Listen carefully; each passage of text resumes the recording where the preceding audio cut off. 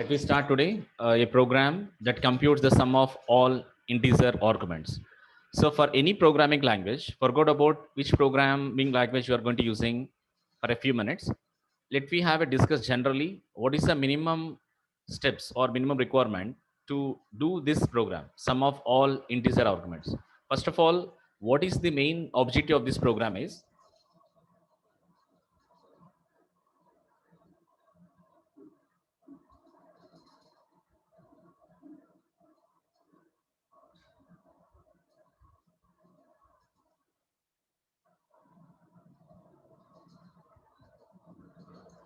what is the main objective of this program is when you are giving n values, n number of values, say n value you are giving as 5.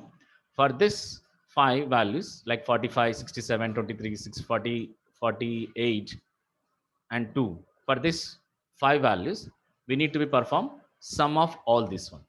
So when you perform this sum, it is a 50, 73, 80, 140, 185. This is the sum of this. So this is the output we need to be display at the end.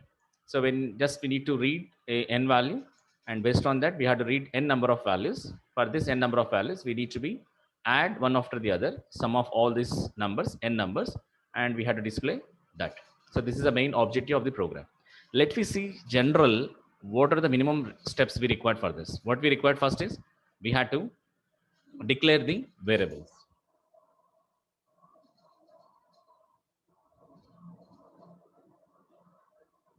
So what are the variables we required for here is for reading of n values required.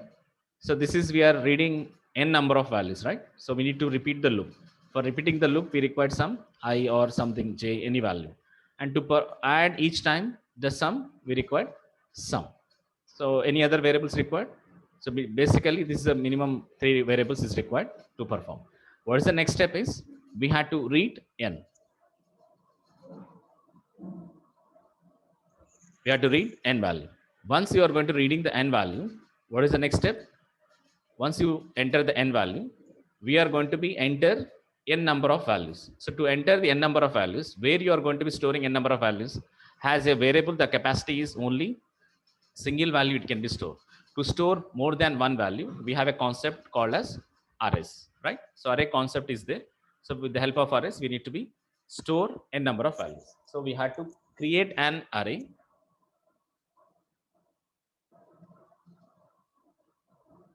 Create an array of size, how much? Of size n, because how many number of values you want, that is you are deciding at n value.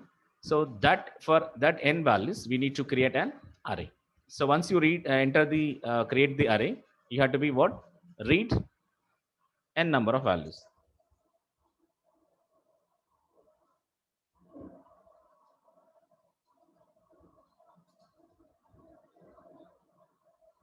We have to read n number of values and store in array. What is the next step? We have to perform sum of that.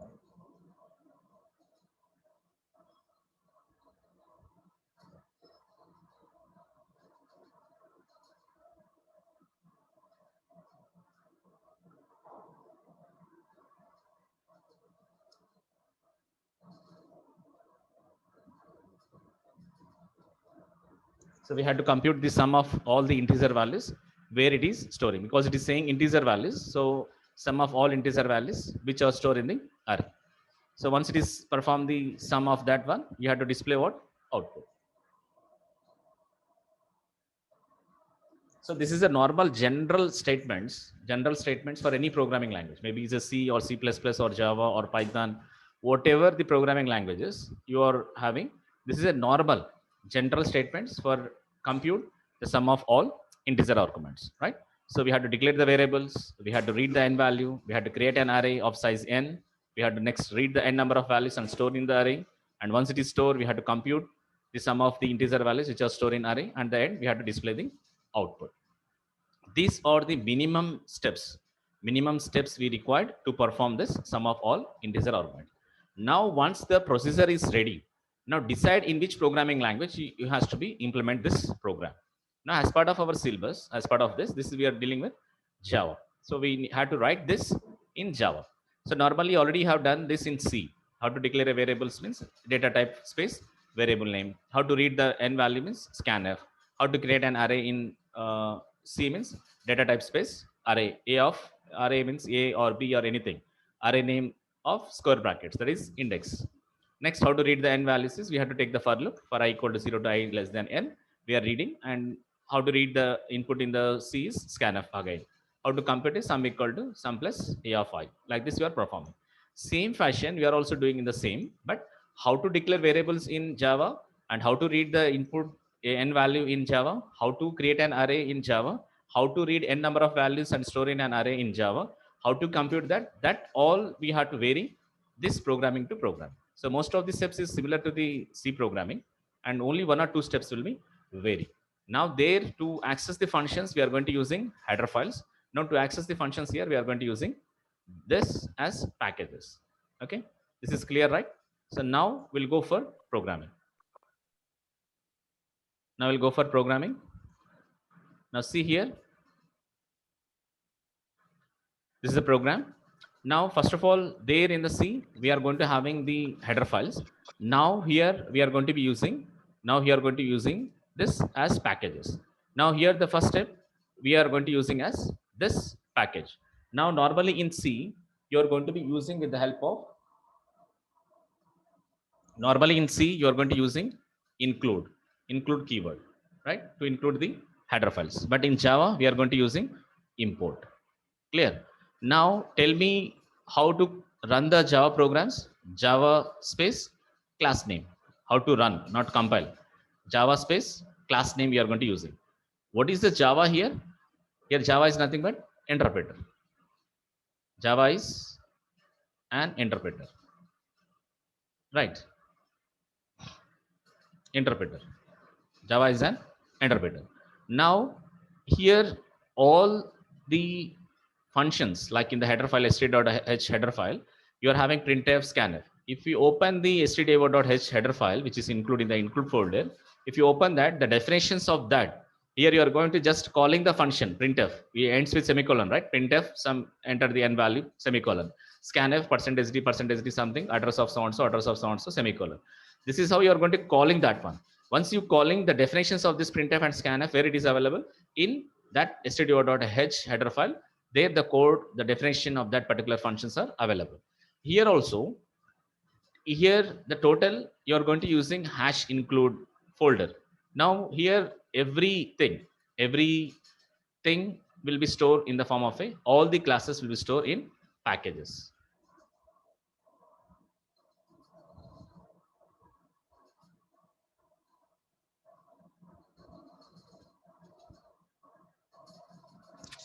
Here everything, all the classes will be stored in the in packages. Now to access that, we are going to be using this package.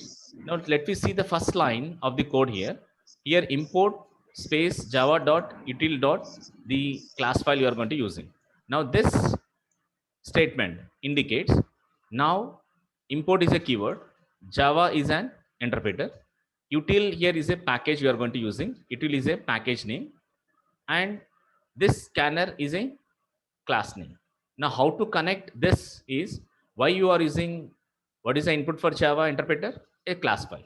Now this is a class file. Now if you remove this one dot util dot, how it look like? Java space class name. Why we are using Java means, Java is a input for Java is a class file. Java interpreter input is what? A class file. What is a class file indicates? It is a bytecode where there is no errors. When it is generated the class file, if the program doesn't having any errors, compile time errors, if the program doesn't having any compile time errors, then it will generate that class file.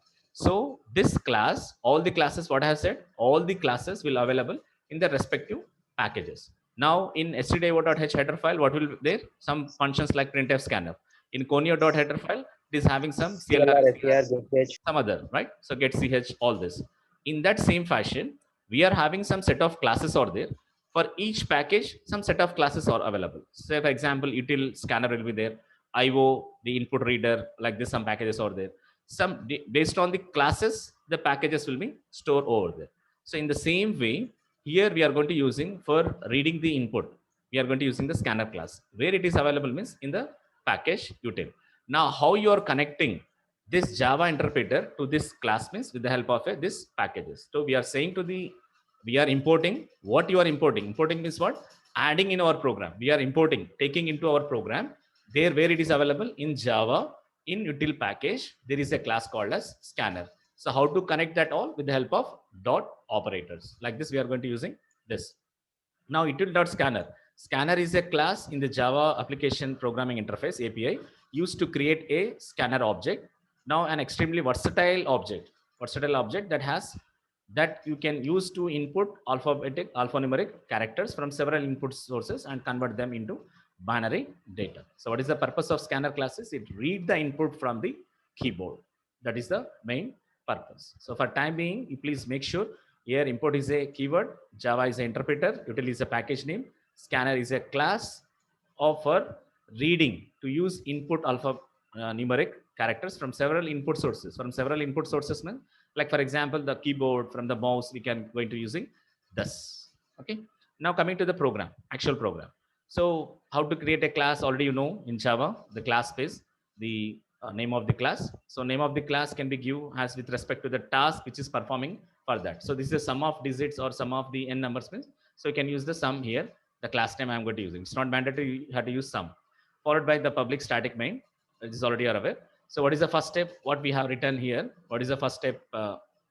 Here is the first step is declaring variables. Now we are just declaring variables I and initially the sum has declared as 0. What is the next step? We have to read we have to read the n value. This is the next step. Read the n value. So to read the n value here, we are going to using this step.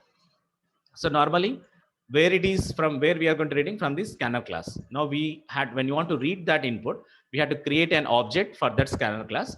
That is, yes, we are going to create it. Scanner space, yes, this is a object, declaring object reference. And to create that object, we are going to using new operator followed by the constructor scanner. Now we have to specify from several input sources. We are saying scanner is going to be reading the input from several input sources. Now among that, which source you are going to using is, we are need to specify as a parameter here for this scanner constructor. That is system.in, where in nothing but it is an input. What is the standard input we are going to reading? Keyboard. What is the standard output? Display, that is monitor. So for displaying the output, we are going to using system.out. For reading the input from the keyboard, we are going to using system.in. We are saying to yes object, this yes object, that read the input from keyboard. How you are specifying that is from the input sources keyboard, system.in. So we are creating an object of s to read the input from the keyboard. Okay, this is for system.in is for reading the input from keyboard. Clear? Now what is the next step we had to need? We had to go for create and enter read n value. So how to read the n value is system dot, this is a statement. Already you're aware how to display a statement in Java, system.out.println, enter the number of elements you want in our array. So how to read that input is, here we have a method called as in scanner class, we have a method. How you are saying is a scanner class? Because we are accessing with the help of object of scanner class. That's fine. Next is an method followed by int. Now, if you are reading the integer values, we need to use next int. If you are using the float value, next float. If you are reading an input from the keyboard, entire value if you want to read, then next line, next line. So now here we are going to using, already has said that method names will be the first word will be the small letters. The second word, if it is there in the method, the first character is recommended, has use capital, that is I has a capital here. So we are going to reading the input from the keyboard, the integer values. So here next int reads an int value from the user. So how to read the input is with the help of scanner object s dot next int. Once you are reading from the command line, you are reading the input from the command line, which is entered by the user through the keyboard. Now we have to assign it, right? We have to store somewhere. We are storing in n. So that is x s dot next int going to be input, whatever you are entering, that has to store in n. That is the next step. What is the next step? We have to create array. How to create an array? Normally in C, we are going to be create an array like this. Int a of 5, like this we are going to create. This is declaring an array. Clear? This is for only declaring an array over here. So once you want to be create an array, once you are going to assigning some values for this array, assignment operator in C I'm talking. Just you are giving 3, 5, 6, 7, 8 like this. 9, 4. Like this, you are going to be creating in normal C. Here also the same way, but only small changes. Int a of this is creating and reference for an array. Int a of this is an reference, int a of reference over here. Now, so here also the same. The left hand side, it is a int a of this is int a of, and followed by in the left hand side we are going to be creating an array reference. We are going to creating this array reference and followed by new. The left hand side is what we are creating an array, and new is what purpose for creating objects. So array objects we are creating. This is up to creating an array objects. Now what type of array objects you are going to creating? Like already I said in the first class is a new data type. Now here we are going to creating integer values. That's why int of here, what is the size of the array? N. That n has to pass here. This line indicates creating an integer array of size, creating an integer array. This is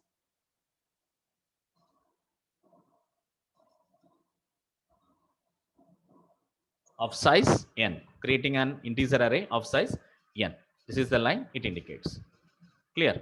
Now, after doing this one, after making of this, using of this one, the next step we have discussed in this one, read values into an array.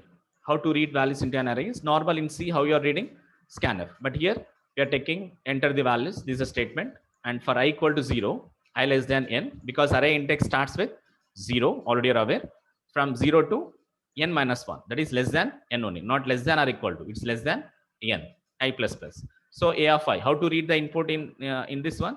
S dot next int. Because we are reading the integer values, so we have to use S dot next int.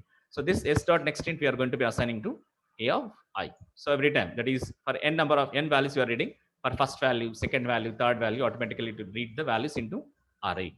Okay, read the values into array. Reading the values from the command line and store in array. Now parallelly what I am doing? Parallelly I am just doing the sum. Sum equal to sum plus a of I. So if you are entering 43, 45, 19, 20, like this the values. So each time we are going to parallelly adding to the sum. Sum equal to sum plus a of I. We can also write it as a shorthand operator for this. Sum plus equal to a of I. This is a shorthand operator, already are aware. Or else you can write as sum equal to sum plus a of I. In the both the ways you can write this statement. So what is the purpose of this is perform the sum of all integer values. And at the last, once the loop has completed, the n number of values are read. At the last we are displaying sum of all integer arguments.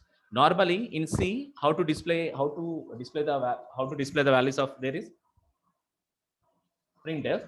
The addition of two numbers is %d comma, like this you are doing.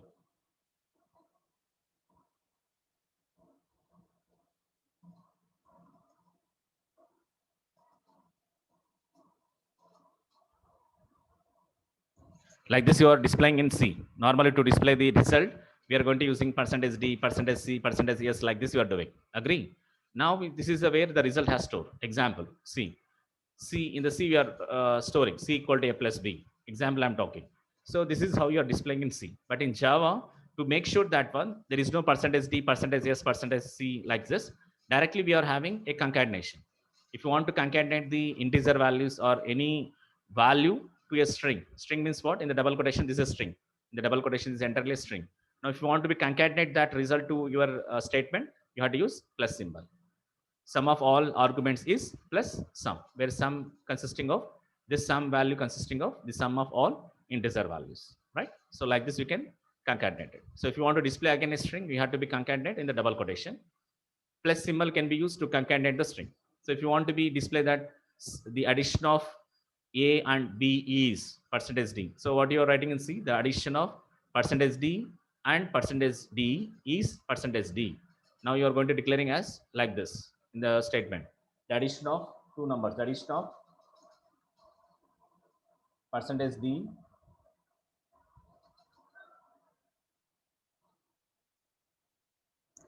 %d and %d is %d. How to write it? A comma b comma c. What is the meaning? The addition of a value plus b value is c value. This is the meaning, right? So how many number of %ds you are having? 3. So you have to use 3. If you want to display in the same fashion in this one in Java, how to write it? We have to write it as the concatenation. So the addition Here need to use system.out.println. In shortcut, I am writing SOP. The addition of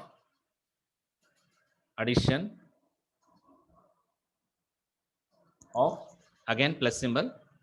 Say for example, a value, directly have to use a plus. If you want any space, you can use space like this in the double quotation. A plus B. This is a plus, not addition, this is a concatenation. So again, is a string.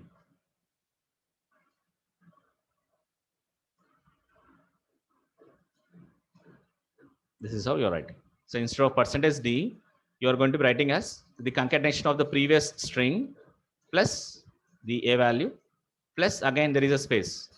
Again, this is you're concatenating this. After that, b. Again, we are concatenating this to this. Again, is. Again, concatenation. Again, c. Like this, you can display. So this is how the program is a very simple program. The sum of all integer arguments.